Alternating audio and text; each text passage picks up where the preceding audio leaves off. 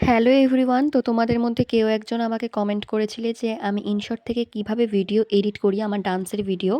তো আজকে আমি এই ছোট্ট ভিডিওটার মাধ্যমে তোমাদের সাথে শেয়ার করব। তো প্রথমেই তোমরা দেখলে যে আমি ইনশট লেখাটা যে আছে সেখানটার উপরে একটা ক্রস চিহ্ন আছে, তার উপরে ক্লিক করে আমি ফ্রিতে এই ইনশট লেখাটাকে উঠিয়ে দিলাম। তারপর দেখো আমি এখানটায় এই ভিডিওটাকে কাট করে আমি অন্য একটা ভিডিও নিব।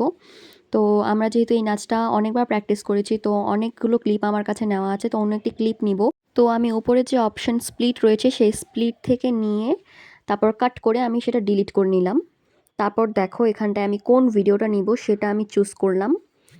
তো এই যে এই ভিডিওটা আমি নিব, এখানটা অ্যাড করব। তারপর তোমরা সেমভাবে আবার কতখানি নেবে তার জন্য তোমরা সেখানটায় সিলেক্ট করে স্প্লিট করে নিয়ে ডিলিট করবে বাকি অংশটুকু।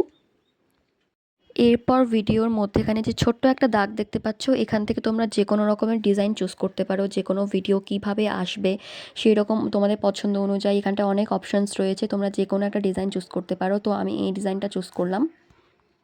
আমি যেমনভাবে করলাম তোমরা ঠিক সেরকমভাবেই চেষ্টা করবে। আর এরপর আমি দেখো এখানটায় গান সিলেক্ট করব। তো উপরের অপশানগুলো থেকে আমি অডিওতে ক্লিক করব, তারপর মিউজিকে ক্লিক করার পর এক্সট্র্যাক্ট অডিও ফ্রম ভিডিও, এখান থেকে তোমরা যে কোনো রকমের ভিডিও তোমাদের গ্যালারিতে থাকা সেটা তোমরা নিতে পারো। তো আমি আমার পছন্দ মতো ভিডিও নিয়েছি। এবার ডান দিকে যে রাইট চিহ্নটি আছে সেখানে ক্লিক করলাম। এরপর উপরের যে অপশনের মধ্যে এফেক্ট লেখা রয়েছে সেই এফেক্টে ক্লিক করে তোমরা যে কোনো রকমের এফেক্ট এখানটায় তোমরা চুজ করে নিয়ে তোমাদের নিজেদের পছন্দ মতো তোমরা সিলেক্ট করতে পারো। তো এখানটায় আমি আমার পছন্দ মতো এফেক্ট দিলাম। তারপর ভ্যালুতে তোমরা এফেক্টটাকে একটু কমাতে বাড়াতে পারো তোমাদের পছন্দ অনুযায়ী। আর তোমরা মনে রাখবে যে প্রত্যেকটা স্টেপ করার পর ডান দিকে যে রাইট চিহ্নটি আছে সেখানটায় ক্লিক করব। এরপর দেখো এফেক্টটা কতটা জায়গা অনুযায়ী তোমরা বসাবে সেই অনুযায়ী সিলেক্ট করব। আচ্ছা, এবার দেখো উপর থেকে আমরা এফেক্টের পাশেই রয়েছে ফিল্টার, সেখান থেকে ফিল্টার অপশন চুজ করে নিয়ে আমরা এখানটায় যে কোনো রকমের ফিল্টার তোমরা ইউজ করতে পারো। তো আমি এখানটায় এই ফিল্টারটা ইউজ করলাম। এবারে দেখো উপরের অপশনগুলো থেকে ক্যানভাসে গিয়ে তোমরা ভিডিওর যে কোনো রকমের সাইজ চুজ করতে পারো।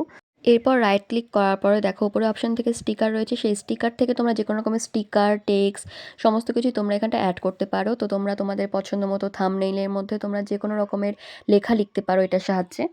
লেখাটাকে ছোট বড় করার জন্য দেখো এখানটায় অনেক রকমের কালার্স অপশনস রয়েছে।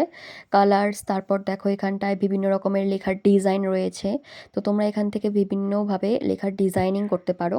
তোমাদের যেটা পছন্দ হবে সেভাবে তোমরা করে নেবে। আর এই লেখাটাকে ছোট বড় যে কোনোভাবেই তোমরা এখান থেকে ডিজাইন করতে পারো।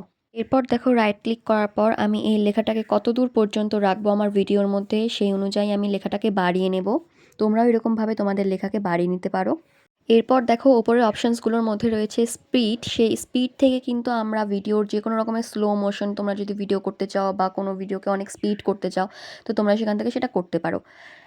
আচ্ছা, তারপর দেখো উপরে অপশানসের মধ্যে রয়েছে ভলিউম। তো ভলিউম থেকে তোমরা যে কোনো ভিডিওর ভলিউম, যে বাইরে যে অন্যান্য সাউন্ড রয়েছে সেটা কিন্তু আমরা এখানটায় কমিয়ে বাড়িয়ে নিতে পারি।